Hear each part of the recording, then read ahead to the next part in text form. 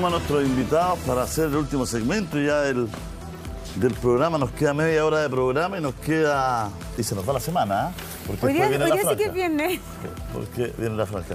En el reportaje anterior nosotros nos comunicamos con Mejor Niñez, prefirieron no hablar, y también con el Ministerio de Justicia. Insistimos en la semana, pero la verdad es que no nos dieron atención, así es que lamentablemente no pudimos tener sus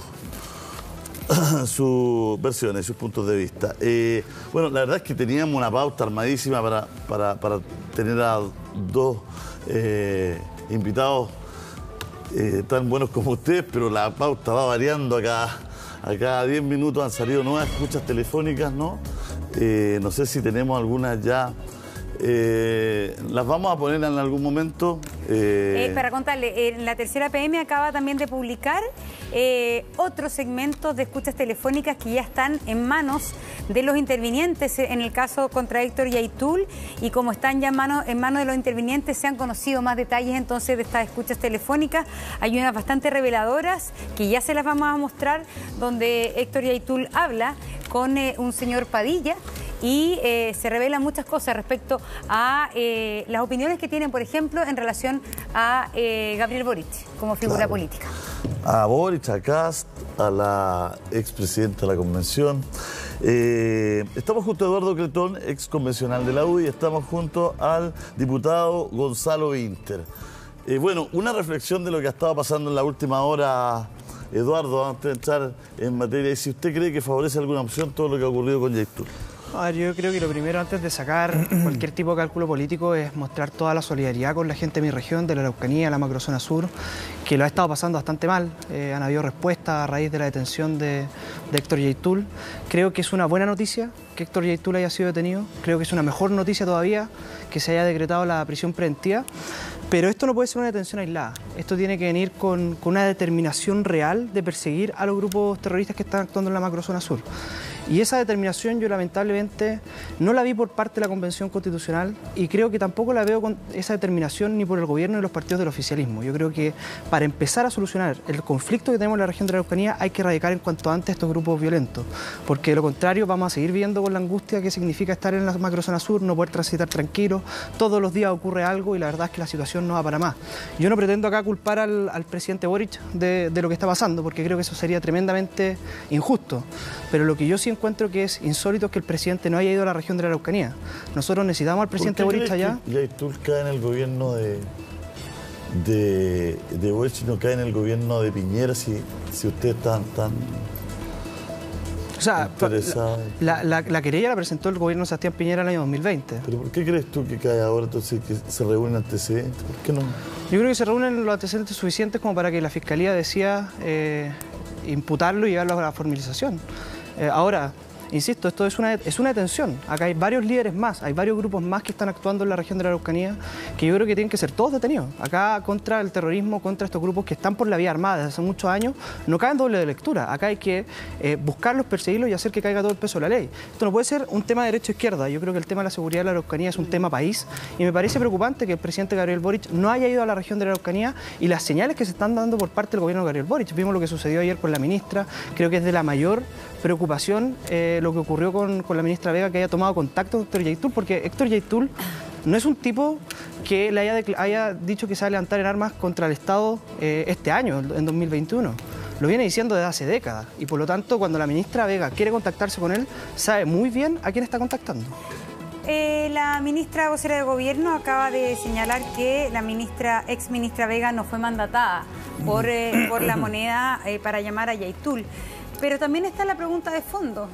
¿Eso no es una estrategia del gobierno del presidente Boric, el dialogar con grupos como la coordinadora Arauco Mayeco? Está dentro, tú eres, Gonzalo, parte del oficialismo, ¿no? Así dentro es. de la estrategia respecto a la violencia en la zona macrosur.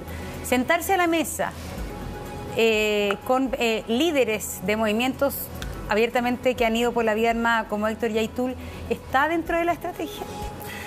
Yo quiero partir condenando la violencia en todas sus formas en nuestro país y empatizando con todas las víctimas de este conflicto que ya tiene tantos años, más de un siglo inclusive, pongámosle. Y haciendo un llamado también a toda la sociedad a tomarlo con la mayor seriedad posible, porque yo creo que una de las cosas que hace difícil avanzar en esta situación es la forma en que los distintos sectores políticos caemos en la tentación de retrasar su solución para ocuparlo para obtener pequeñas ganancias políticas. Dicho lo anterior, quiero ser muy claro con algo. Aquí hay un país que tiene independencia del Poder Judicial e independencia del Ministerio Público, por lo tanto, así como me parece bastante... Un gobierno. ¿Cómo? Quiere decir, el gobierno que... O sea, el Ministerio Público actúa de manera independiente y el Poder Judicial también. Un país. Ah.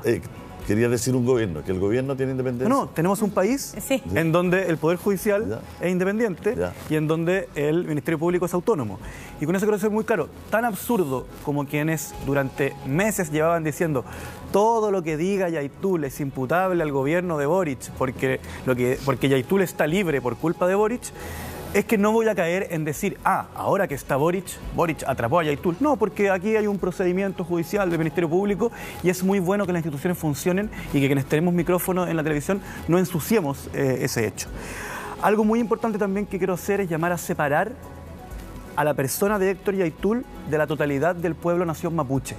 Porque él es una persona de un pueblo que es extremadamente diverso y que inclusive en sus sectores más autonómicos tienen distintas versiones, distintas estrategias. De hecho, hay algo que la sociedad entera puede observar, que es que la estrategia de la plurinacionalidad y de la Convención Constitucional, en donde se establece dentro del Estado de Chile ciertos márgenes de autonomía, cierto respeto a su cultura para poder convivir en paz y virtuosamente, es una estrategia con la que Héctor Yaitul ha estado siempre en contra. Héctor Yaitul se ha declarado enemigo de la Convención Constitucional. Y con respecto a la ministra, creo que hay que ser muy claro con algo. Es parte de la estrategia de este gobierno el diálogo. Este gobierno cree que este problema no se soluciona cerrando los ojos con respecto a sus elementos políticos y pensando que es solamente un problema militar y policial. Ojo, es policial, pero no es solamente policial. Como lo entendió también el ministro Moreno de manera muy inteligente, ¿cierto? Razón por la cual el ministro Moreno declaró en varias ocasiones en medios de prensa que quería sentarse a la mesa con la CAM. También lo entendió el intendente Huenchumilla y lamentablemente no ha sido posible porque distintos sectores de distintos lados, dentro del mundo mapuche, fuera del mundo mapuche, dentro de la derecha chilena, etcétera, no quieren que se produzca el diálogo porque de alguna forma, no sé, obtienen réditos con el statu quo o no entienden simplemente que esto no se va a solucionar sin diálogo. El problema de la ministra no es que haya dialogado con Yaitul. El problema de la ministra es que lo hace de manera inconsulta, descoordinada con el resto de las autoridades que estaban trabajando con esto y de manera, a mi juicio, artesanal, por decirlo de manera cortés. Fíjate, yo, tomando algo de lo que decía el diputado, creo que acá ocurre algo, que efectivamente el diálogo es solución al conflicto, pero uno tiene que saber con quién dialoga. Tú no puedes dialogar con terroristas. Y la CAM no es que haya dicho este año que va por la vía armada, tiene declaraciones desde el año 2002, que ellos están por la vía armada, que están en contra del Estado chileno y que al final del día terminan siendo enemigos de la democracia. Entonces, cuando la ministra decide contactar a Yaitul, sabe perfectamente con quién está hablando. Héctor Yaitul efectivamente desprecia el trabajo que hizo la Convención Constitucional. Eso es algo que, de hecho, en las escuchas que salieron... Desde el 2002 está con esto, el 2018 Moreno quería hablar con Yaitul. Yo creo que también era una equivocación. Yo no creo que la solución pase por hablar con grupos que no creen en el Estado de Chile. Ahora, fíjense lo que ocurre. Yaitul desprecia el trabajo de la Convención Constitucional, pero el problema de la Convención Constitucional fue que fue complaciente constantemente con grupos como estos. Primero, recordemos que... ¿Por qué la desprecia entonces? Yaitul la desprecia, pero la Convención Constitucional nunca despreció a Yaitul. De hecho, fue complaciente con muchas de las cosas que hacía Yaitul. Fíjense que el primer acto político de la Convención Constitucional fue solicitar un indulto desde el año 2001 en la región de la Araucanía, que buscaba dejar libre a personas que han sido condenadas por la justicia. Solicitó en esa misma declaración que firmó la presidenta Loncón que se eliminaran todas las querellas por ley de seguridad del Estado, que fueron los instrumentos que nos permitieron, uno de los instrumentos que nos permitió captar a Yaitul. En la Convención Constitucional se negaron a realizar un minuto de silencio por Hernán Allende y Pedro Cabrera. En la Convención Constitucional se eliminó la consagración en contra del terrorismo a rango constitucional. Se eliminó el estado de emergencia. Entonces, efectivamente, Yaitul no cree en el trabajo de la Convención, pero la Convención fue complaciente muchas veces con el tema de la palabra violencia. Terrorismo. ¿En qué quedó en este proyecto de nueva Constitución? Estamos a una semana de las elecciones y este tema no es lo que está pasando ahora con Yaitul, lo que está pasando ahora con el diálogo. No, el diálogo está en estricta relación con también el proyecto de Constitución. ¿Está o no está la palabra terrorismo y cuál fue la discusión que hubo al respecto? Yo fui integrante de la Comisión de Principios Constitucionales y presenté varias indicaciones que buscaban una protección constitucional en contra del terrorismo. Decir que el terrorismo es básicamente contrario a los derechos humanos y contrario a la democracia. Y que había un deber, una obligación del Estado de dar reparación a las víctimas del terrorismo. Se rechazó esa indicación varias veces en mi comisión. Después se rechazó en el Pleno también de la Convención Constitucional. ¿Y cuál era el argumento? El argumento era que una consagración en contra del terrorismo no es materia constitucional, es materia legal.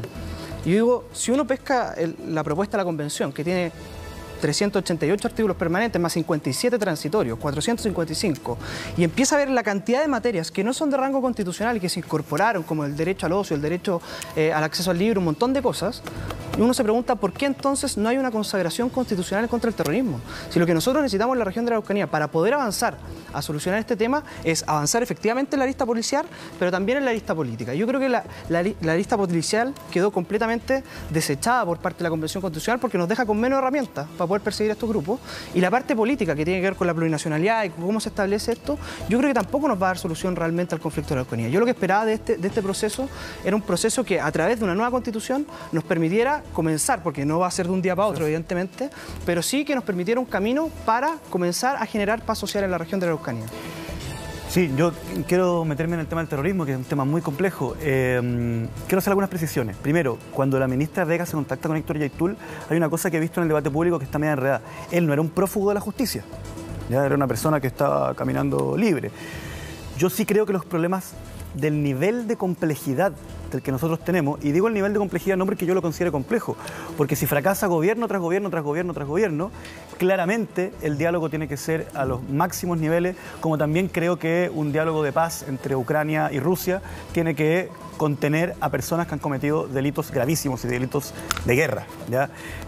Porque no hay otra forma que la diplomacia para resolver conflictos de esas características. Algo que quiero comentar sobre el terrorismo en la Convención y que es muy importante porque atraviesa todos los debates que vamos a tener las semanas que vienen. Yo creo, y esto me parece malo, que en la Convención se hizo mucho activismo a través de las indicaciones.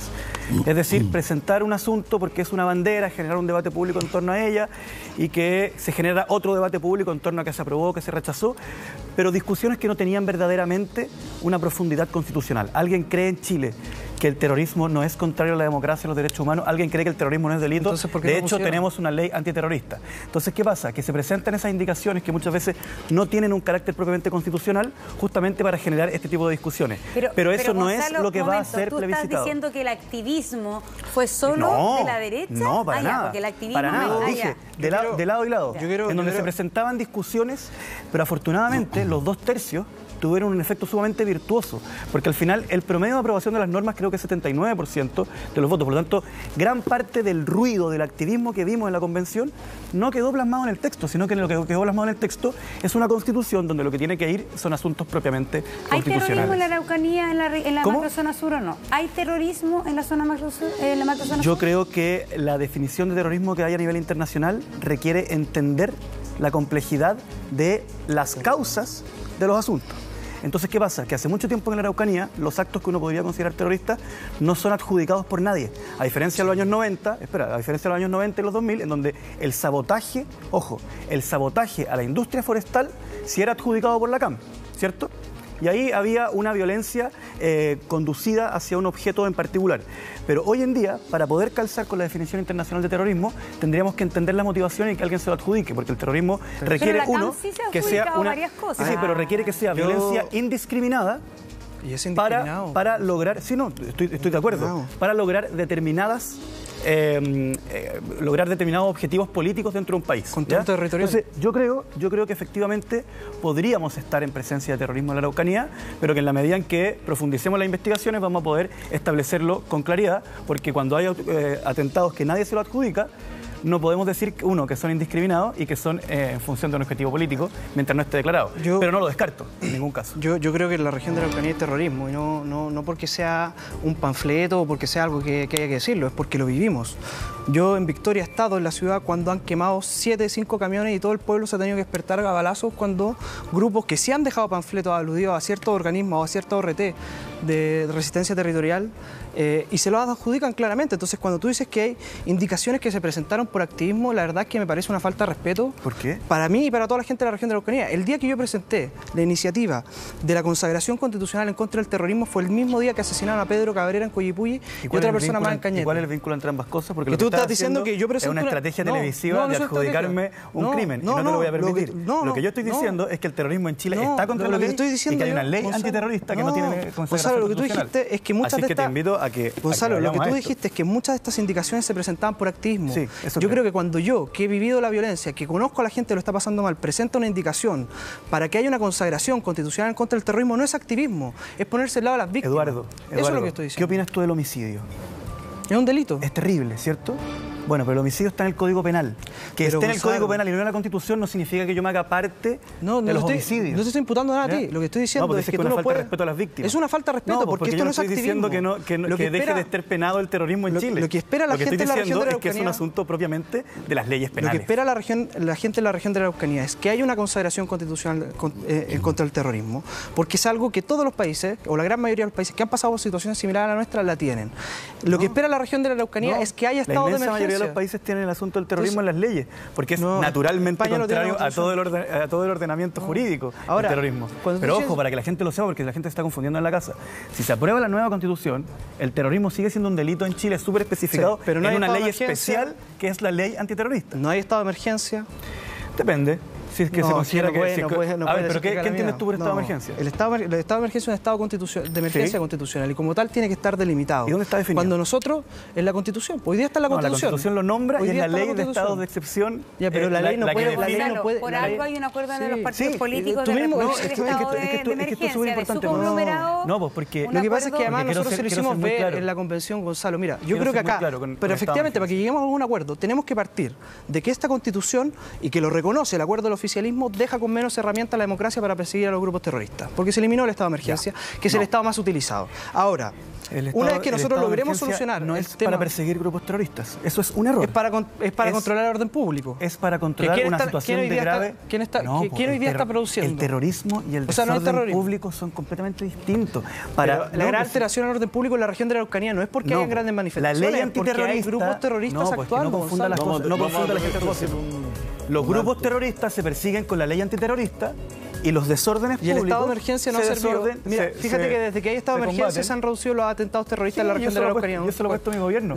Pero no digas que el desorden público se combate igual que el terrorismo, porque son dos cosas distintas y para eso Chile tiene una ley que regula cómo combatir el desorden público y otra ley que regula cómo combatir el terrorismo. Interesante conversación. Gracias, Eduardo. Gracias, Gonzalo. Para quedarnos tranquilos están los dos contra el terrorismo. Sí, claro. Aquí también. Y radicalmente. Ahora, el tema es que yo creo que esta propuesta nos dejó con menos herramientas. Ya, muchas gracias. Tenemos que ir porque si no nos va a sacar del aire. Porque después tenemos que ir a la franja. Que nos quita 15 minutos de tiempo. Muchas gracias a los dos por estar. Vamos a hacer un corte, pero volvemos de inmediato.